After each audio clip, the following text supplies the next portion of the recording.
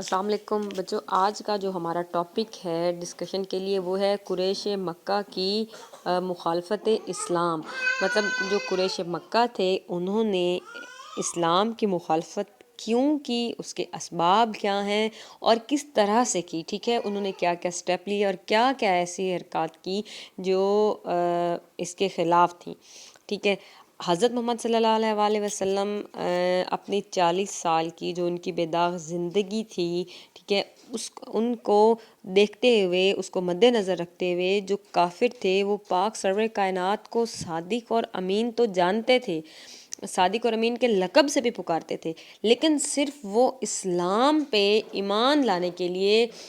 خدا واحد کو ماننے کے لیے تیار نہ تھے۔ وہ باقاعدہ اپنے منہ سے بول کے کہتے تھے کہ ہم اس چیز کا اقرار کرتے ہیں کہ آپ سچے ہیں، لیکن آپ جو ہمیں ایک خدا کی طرف دعوت دیتے ہیں ہم اس کو نہیں مانتے۔ اور یہی وجہ تھی حضور اکرم صلی اللہ علیہ وآلہ وسلم کی مخالفت کرنے کی، ٹھیک ہے۔ انہوں نے حضور اکرم صلی اللہ علیہ وسلم پر بہت زیادہ ظلم و تشدد کیا، ٹھیک ہے۔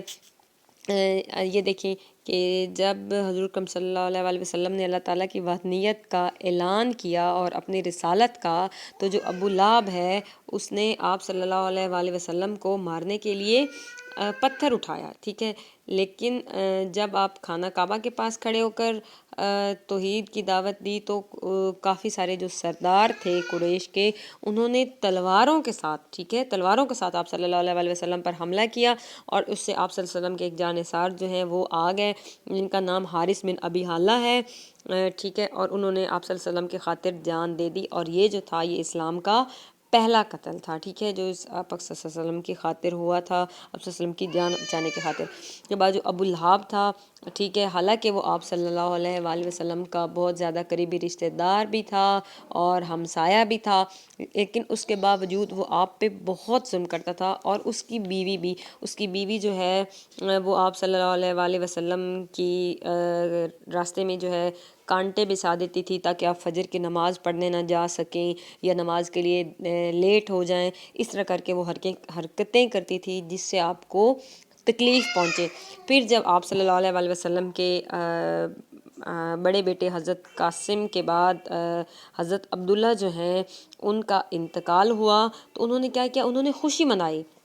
ٹھیک ہے، اور ابو سفیان نے جا کے لوگوں کو بتایا کہ ان کی جڑ ختم ہو گئی ہے، اور حضرت محمد صلی اللہ علیہ وسلم کی اور ان کی جڑ کٹ گئی ہے، اور یہ ہے وہ، اس طرح کی باتیں بنائی۔ اس کے بعد جی کہ جب یہ دیکھیں پاک سرور کائنات جاتے تھے دعوت دینے، ٹھیک ہے، کہیں بھی جاتے تھے تو وہ کیا کرتا تھا ابو سفیان، وہ حضرت محمد صلی اللہ علیہ وسلم کے تعاقب میں رہتا تھا، پیچھے جاتا تھا، اور میلوں میں جا کے، بازاروں میں جا کے کہتا تھا کہ یہ جھوٹا ہے اور یہ جھوٹ بولتا ہے، یہ اپنے آباء و اجداد کے دین سے پھر گیا ہے، مکر گیا ہے، اس کی بات مت مانو، ٹھیک ہے۔ اور وہ آپ پہ بہت ظلم کرتا تھا، ایون کہ ایک دفعہ اس نے آپ صلی اللہ علیہ وسلم کو پتھر مارا، اور وہ ایسا پتھر مارا کہ آپ صلی اللہ علیہ وسلم کا اتنا خون بہا کہ آپ کی ایڑیاں جو تھی وہ بھی تر ہو گئی۔ اسی طرح کر کے کہ جب سورۃ لہب جو ہے، ٹھیک ہے، وہ آئی اس اللہ تعالیٰ کی طرف سے، تو اس کے خلاف اس نے بہت زیادہ مزاحمت کی، ایون کہ جو ابو لہب کی بیوی تھی اس نے جو ہے وہ تو بہت زیادہ، یہ حضرت جو ہیں آسیہ میرے خیال سے، ان کے بقول وہ بہت زیادہ بگڑ گئی، اور آپ صلی اللہ علیہ وسلم کی شکایت کرنے لگی، اور آپ کے پیچھے نکل گئی بہت غصے میں اور طیش میں آ کے، اور ہاتھ میں مٹھی بھر پتھر لیے ہوئے تھے، اور آپ صلی اللہ علیہ وسلم کے پیچھے نکل گئی، اور کہا کہ جو ہے نا میری اس میں کیا کی ہے کہ جی میری ہجو کی ہے۔ اب ہجو کیا ہوتا ہے، اب میں آپ کو بہت سادہ الفاظ میں بتاؤں، پنجابی میں جس کو کہتے ہیں نا گھٹدی کرنا کسی کی، ٹھیک ہے، مطلب بے عزتی کرنا، انسلٹ کرنا، طنز کرنا، برائی کرنا، کہ یہ جو سورۃ لہب ہے اس میں میری ہجو ہوئی ہے، میری بے عزتی ہوئی ہے، اور یہ پاک سرور کائنات نے کی ہے۔ تو لیکن یہ ہے کہ پاک سرور کائنات اللہ تعالیٰ کی مصلحت سے، مرضی سے اسے نظر ہی نہیں آئے، جہاں وہ کھڑے تھے حرم میں، اور حضرت ابو بکر جو ہیں انہوں نے کہا کہ پاک سرور کائنات نے تو آپ کی کوئی ہجو نہیں کی، تو اس لیے اس طرح سے پھر وہ واپس چلی گئی۔ اب جب اس کے بعد جی قبول کیا حضرت عثمان نے اسلام، تو جو ان کے چچا ہیں انہوں نے حضرت عثمان کو رسیوں سے باندھ دیا، ٹھیک ہے، کہ آپ اسلام قبول کیوں کر رہے ہیں۔ پھر حضرت زبیر بن عوام تھے، تو ان کو جو ہے ان کے چچا نے چٹائی میں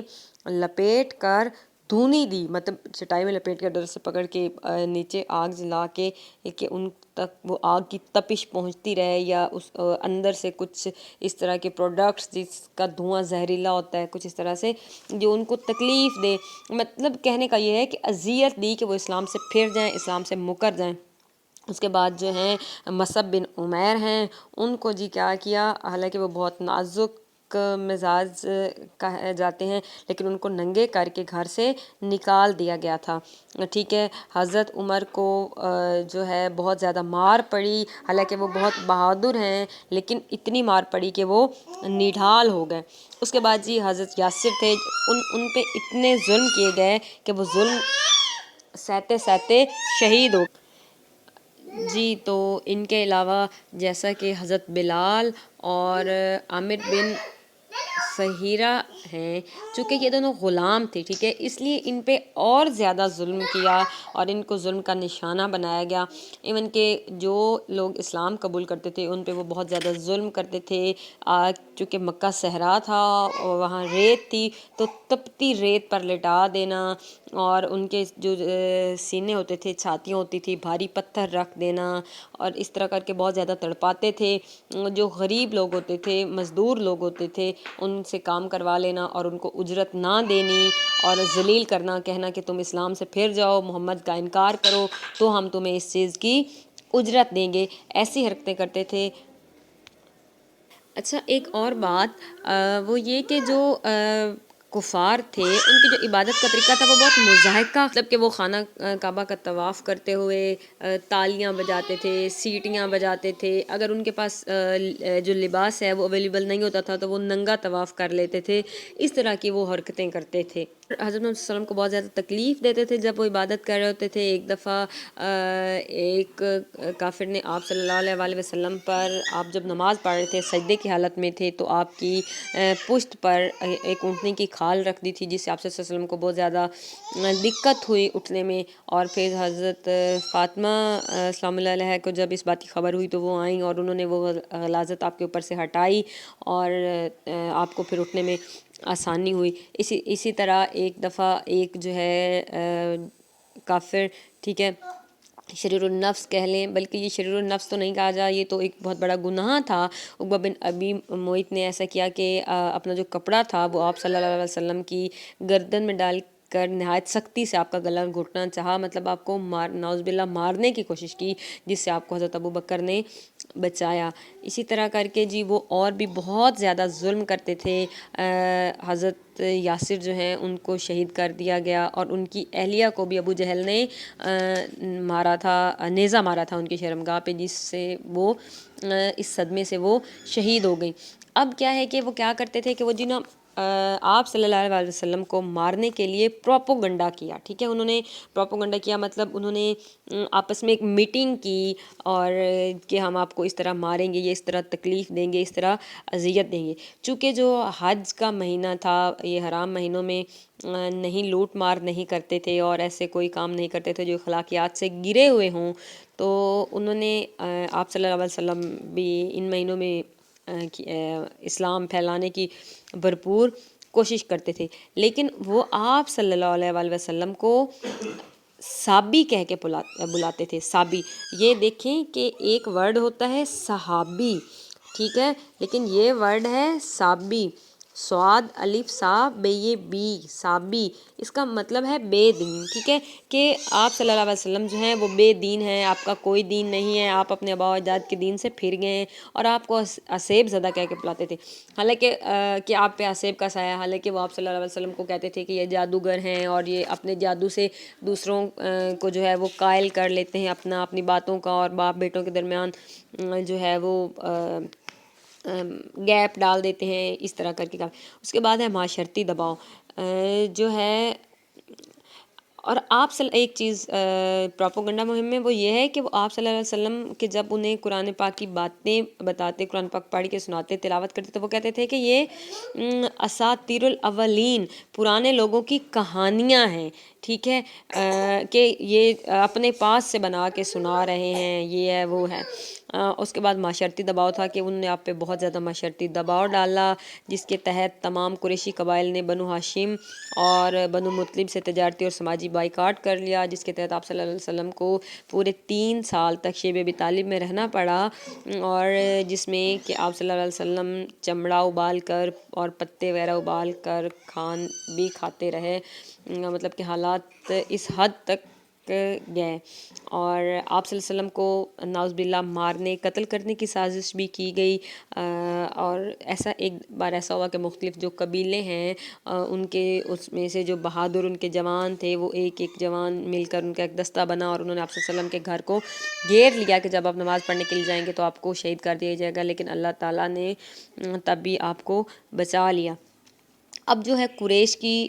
مخالفت کے اسباب، یہ سارے تو تھے ان کے طریقے کہ وہ اس طرح سے کرتے تھے، اس طرح سے پاک سرور کائنات کو وہ جو ہے تنگ کرتے تھے، ان کے صحابیوں کو، ان کے ماننے والوں کو، لونڈیوں کو۔ لیکن اب جو ہے اس کی وجہ کیا تھی؟ اس کی وجہ تھی بت پرستی کی مخالفت، ٹھیک ہے، اس کی مین وجہ کیا تھی؟ بت پرستی کی مخالفت، کیونکہ پاک سرور کائنات جو ہیں وہ بت پرستی سے منع کرتے تھے، بت پرستی کے مخالف تھے، اور وہ کہتے تھے کہ ایک خدا کو مانو، ٹھیک ہے، لیکن جو عرب کے لوگ تھے انہوں نے اپنے آباء و اجداد کے چاند، ستاروں، سورج وغیرہ کے بت بنائے ہوئے تھے، اور آپ صلی اللہ علیہ وسلم کہتے تھے کہ یہ جو ہے فقط مٹی کے یا پتھر کے بت ہیں، ٹھیک ہے، جو نہ بولتے ہیں نہ کچھ کر سکتے ہیں، اور یہ صرف جو ہے دوزخ میں لے جائیں گے ان کی عبادت کرنا، یہ وہ، تو ان کو یہ بات بہت جو ہے ناگوار گزرتی تھی۔ اس کے بعد ہے رسم و رواج پر تنقید۔ آپ صلی اللہ علیہ وسلم جو ہیں وہ ان کے جو ان کی رواج تھے، ان کی رسوم تھی، اس کے خلاف تھے، ٹھیک ہے۔ آپ جو ہے وہ بالکل کہتے تھے کہ قرآن پاک کے تحت اپنی زندگی گزارو، مطلب وہاں کے بہت فسردہ اور بہت غلیظ ترین رواج تھے، ایون کہ جو جب باپ مر جاتا تھا تو جو بیٹا ہے وہ اپنی ستیلی ماں سے شادی کر سکتا تھا، اور ان کا یہ میں پہلے بھی بتا چکی ہوں کہ طواف کرتے ہوئے سیٹیاں بجانا، تالیاں بجانا، اور ایون کہ کپڑے اگر ویل نہیں ہوتے تھے تو بغیر کپڑوں کے جو ہے وہ کر لیتے تھے، طواف کر لیتے تھے۔ یہ ساری چیزیں ہیں، یہ پاک سرور کائنات نے منع فرمائی تھی، اور ان کو یہ جو ہے ناگوار گزرتی تھی، ٹھیک ہے۔ اس کے بعد جو ہے نسل پرستی، یہ بات جاننے کے باوجود کہ ان کا دین غلط ہے، وہ اس حقیقت کو ماننے کے لیے تیار نہ تھے، ٹھیک ہے۔ وہ کہتے تھے، کیونکہ وہ اپنے آباء و اجداد کو بہت زیادہ مانتے تھے، ان پہ فخر کرتے تھے، اور وہ کہتے تھے کہ اگر ہم پاک سرور کائنات کی بات مان لیں تو اس کا سیدھا سیدھا مطلب ہے کہ ہم اپنے آباء و اجداد سے مکر جائیں، ٹھیک ہے۔ ہم اگر ان کو غلط کہہ دیں تو اس کا مطلب ہے کہ ہمارا جو ان پہ فخر ہے وہ سب کچھ گیا، ختم ہو گیا، اس لیے بھی وہ رسول اللہ کی بات ماننے کو تیار نہیں تھے۔ اب ایک اور وجہ وہ ہے چڑھاموں کی آمدن۔ وہ کیا ہے؟ چڑھاموں کی آمدن، کہ جو ان کو بہت زیادہ چڑھاوے چڑھتے تھے، ٹھیک ہے، مطلب جیسا کہ یہ آپ نے انڈین ڈراموں وغیرہ میں بھی دیکھا ہوگا کہ وہ جو ان کے بت ہیں اس پہ چڑھاوے چڑھ رہے ہوتے ہیں، دودھ، یہ وہ۔ ہمارے یہاں پاکستان میں بھی کافی حد تک یہ کچھ درباروں وغیرہ کے اور پیروں کے یہ رواج ہیں، تو اس سے ان کو جو ہے بہت زیادہ آمدنی ہوتی تھی، ٹھیک ہے، اور ان کی تو اگر وہ پاک سرور کائنات کی بات مان لیتے تو ان کی تو یہ آمدنی کا ذریعہ ختم ہو جانا تھا، اس وجہ سے بھی وہ آپ کو جھٹلاتے تھے۔ اس کے بعد جو ایک اور وجہ ہے وہ شراب نوشی، زناکاری اور دیگر اخلاقی برائیاں تھیں، ٹھیک ہے۔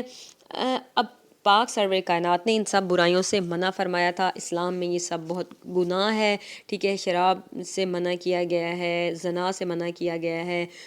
تو موسیقی سے منع کیا گیا ہے۔ اب ان کو کیونکہ ان کی یہ رسمیں تھیں، وہ یہ سب بہت فخر سے کرتے تھے، بہت خوشی سے کرتے تھے، اگر وہ اسلام قبول کرتے تو ان سب چیزوں سے انہوں نے رک جانا تھا، اور وہ ایک خشک زندگی نہیں گزار سکتے تھے، مطلب بوریت کی زندگی آپ جس کو کہہ لیں، ان کو یہ بہت آکورڈ فیل ہوتا تھا، اس لیے انہوں نے آپ صلی اللہ علیہ وسلم کو جھٹلانا جو ہے بہتر سمجھا، بجائے یہ سارا کچھ قبول کرنے کے۔ اس کے بعد اور کافی چیزیں ہیں جیسا کہ قبائلی رقابت وغیرہ کہ مطلب اور سیاسی نظام ہے. انہوں نے جیسا کہ وہاں ایک پراپر سیاسی نظام نہیں تھا، مختلف قبائل تھے اور